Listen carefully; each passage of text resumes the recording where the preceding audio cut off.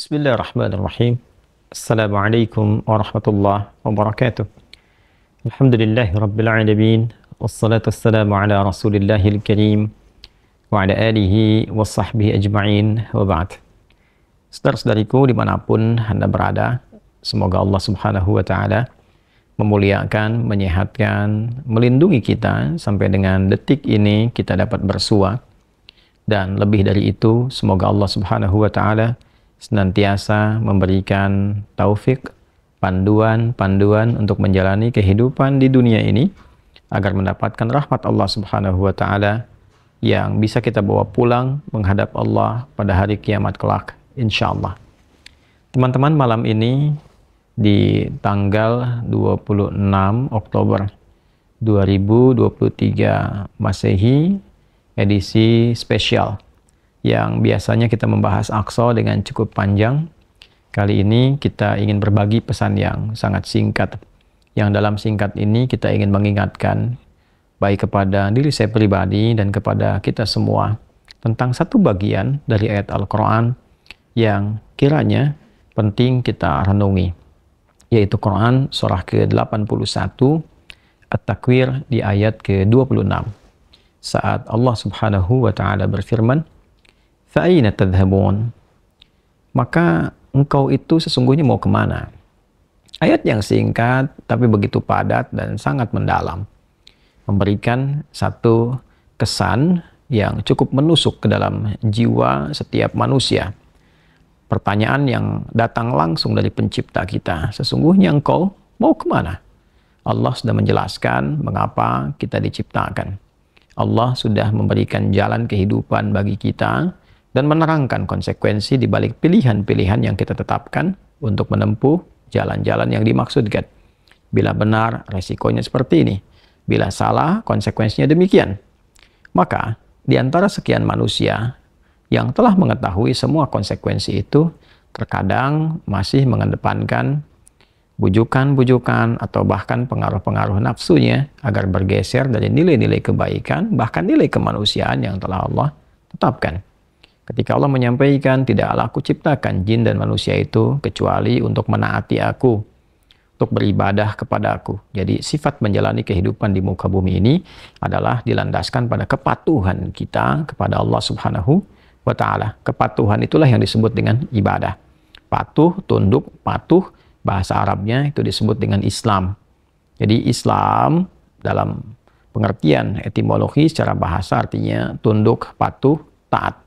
Orangnya disebut dengan Muslim. Jadi setiap manusia itu konsekuensinya memang mesti patuh, tunduk, dan taat kepada Sang Pencipta, yaitu Allah Subhanahu wa ta'ala. Karena itu ketika Allah menyampaikan di dalam firman-Nya, "Wa ma khalaqtul jinna wal insa illa liya'budun." Tidaklah aku ciptakan jin dan manusia itu kecuali untuk menjadikan seluruh aktivitasnya agar menaati Allah Subhanahu wa ta'ala, dijadikan sebagai ibadah. Jadi kita dari bangun tidur sampai tidur itu sejatinya adalah memetakan kurikulum untuk menaati Allah dalam bingkai ibadah. Dilatih dalam bentuk ritual. Ritual itu untuk mengaktifkan titik spiritual kita, titik roh kita. Segala yang terkait dengan roh disebut rohani. Jadi dalam diri kita ini ada spiritnya, ada rohnya. Dan itu adalah titik latihan pertama untuk mengaktifkan ya titik-titik kebertuhanan. Jadi ketika Allah sampaikan, tidaklah aku ciptakan engkau kecuali untuk menaatiku. Nah, titik ketaatan itu ya disebut dengan titik ritualnya. Ibadahnya ibadah ritual, ya keadaannya keadaan spiritual, itu yang penting kita aktifkan dulu. Itu sebabnya diminta kita sholat untuk mengoneksikan diri kita, mengaktifkan sinyal itu dengan Allah Subhanahu wa ta'ala, dengan Sang Pencipta. Sehingga ketika terkoneksi, terbangun kesadaran dari dalam diri kita sebagai sebuah fitrah. Nanti kesadaran itu yang akan membimbing bagian dari sifat intelektual kita, titik intelektual, ya IQ itu, ya intellectual question. Kemudian nanti titik fisik kita, physical question. Jadi nanti yang menggerakkan adalah titik spiritualnya. Ini yang memberi perintah. Kalau akal itu masih objektifnya normal saja, karena dia hanya mengkonstruksikan pikiran, mengolah data, ya jadi informasi, informasi menjadi knowledge. Knowledge itu yang akan diteruskan kepada fisik untuk dieksekusi. Ya, bagaimana nanti lisan bicara? Seperti apa konstruksi bicaranya? Mengatur katanya bagaimana? Memilihnya seperti apa? Menjelaskannya bagaimana? Tapi perintah untuk melakukan itu sumbernya dari sini. Ya, dari titik terdalamnya. Di dalam itu cuma ada dua. Ada jiwa takwa, ada jiwa fujur. Fa'alhamaha fujuraha wa taqwaha. Maka di dalam diri manusia itu, di titik paling dalamnya itu, ada nilai kebaikan, disebut dengan takwa, karakter moral kebaikan. Ada yang buruk disebut dengan fujur. Nama lainnya disebut dengan nafsu. Karena dari fujur keluar su, melewati nafas. Nafas ketemu su, jadi nafsu. Quran surah ke-12 ayat 53. Wa ma ubarni'un nafsi innan nafsa la'ammaratum bisu illa ma rahima rabbi. Maka semua tindakan kita, menatap, mendengar, berbicara, bertutur, sampai dengan berjalan, ujung kepala sampai ujung kaki, yang kita jadikan sebagai bagian dari perangkat beraktivitas itu, semua tatanannya, perintahnya kalau tidak dari takwa, adalah dari fujur. Kalau bukan dari sifat baik, sifat buruk yang bersumber dari nafsunya. Maka semua kegiatan yang kita desain dalam setiap hari itu, kita tata. Dan Allah tanya, baik, engkau untuk apa bekerja? Ya Allah, saya ingin mencari rezeki. Baik, bagus. Untuk dapat uang. Setelah dapat uang mau kemana? Pengen kaya. Setelah kaya mau ngapain? Beli ini, beli itu. Setelah itu mau ngapain? Ditanya terus sampai ujungnya. Fa'ina tadhhabun. Sampai ke titik puncaknya. Kalau kamu sudah meraih apa yang kamu inginkan itu, harta sudah banyak, terkumpul, sudah mewah, rumah sudah megah, mobil melimpah, hidup juga kaya begitu rupa, terus mau ngapain? Ya.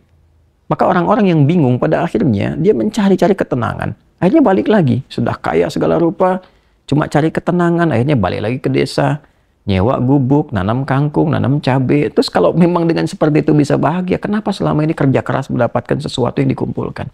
Balik ditanya. Kamu kedudukan pengen jadi apa? Terus. Yang di militer pengen dapat bintang 1, 2, 3, 4. Kalau perlu jenderal besar, bintang 5. Setelah itu mau ngapain? Mau diarahkan kemana semua itu? Karena pada akhirnya semua bintang akan berguguran. Ya, wafat juga, meninggal juga. Kalau sudah selesai, purna, selesai. Demikian yang punya ilmu, punya jabatan, macam-macam. Mau diapain? Ya, ketika semua titik itu mencapai pada titik jenuhnya, di akhir itu akan balik kan. Ya, jabatan purna, harta juga jenuh, ya. Nah, di titik itu kita disadarkan, ditanya, mau kemana? Maka dijawablah dengan jawaban yang sangat mendalam. Inni dzahibun ila rabbi sayahdi. Yang terbaik adalah katakan, saya ini menyiapkan bekal untuk berjumpa dengan Rabbku. Itu jawaban yang paling indah.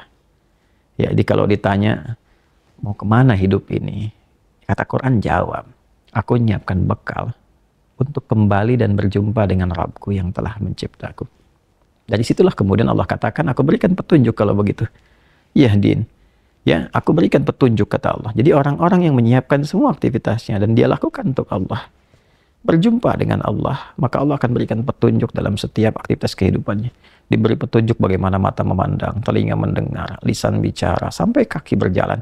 Sehingga dia betul-betul menjadi pengabdi dari Rabb-Nya yang maha menyayanginya.